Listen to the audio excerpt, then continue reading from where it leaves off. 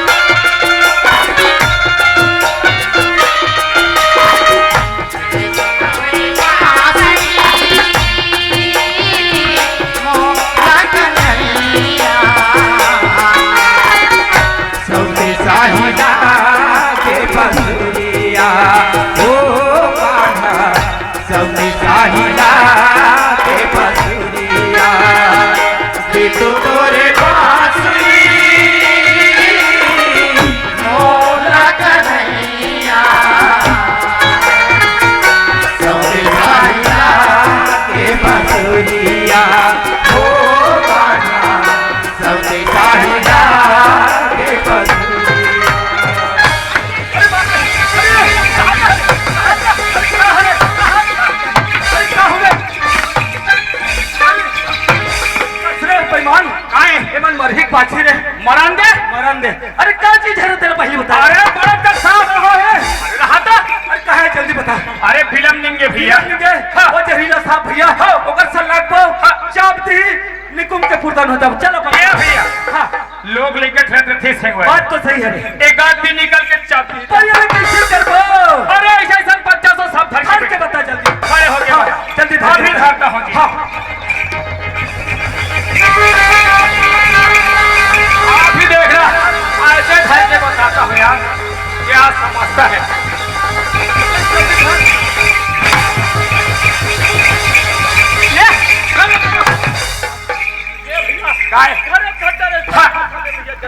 ये भैया छोड़े बा तो छोड़ू भैया लेकिन क्या करबे संगवारी मोरंगिल चाप दीता। अरे छोड़ने यार मैं देखो मैं छोड़ा था भैया अभी।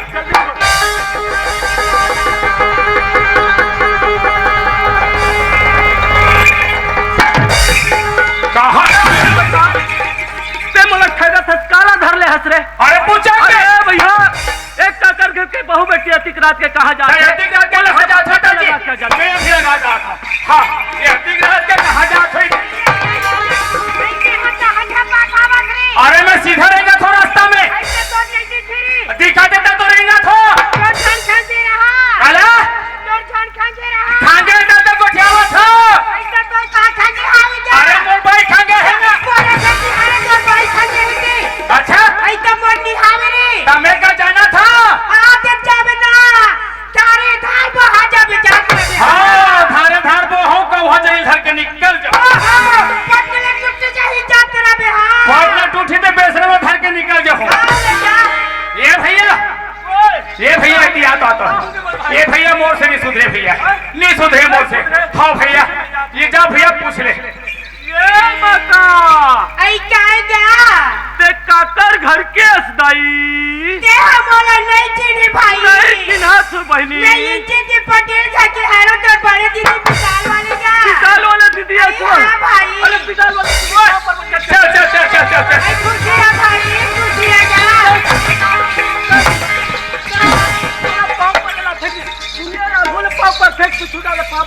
ये भैया तोला नहीं आया पाव परेला मोला आथे आगो तिले पाव पर में खुशी रा आशीर्वाद देते और पीछू तिले पाव पर में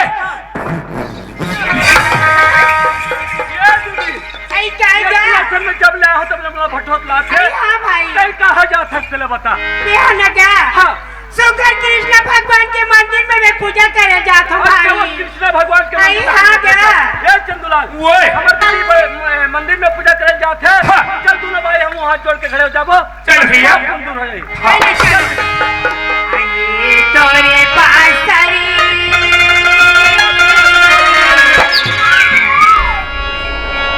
आई मोला कन्हैया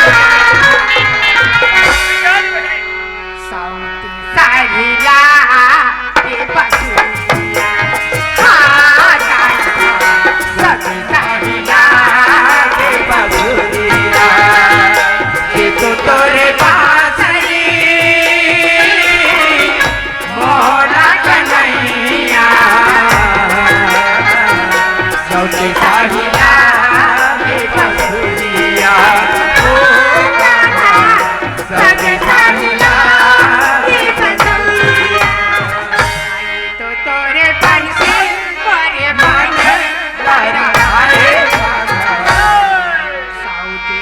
ला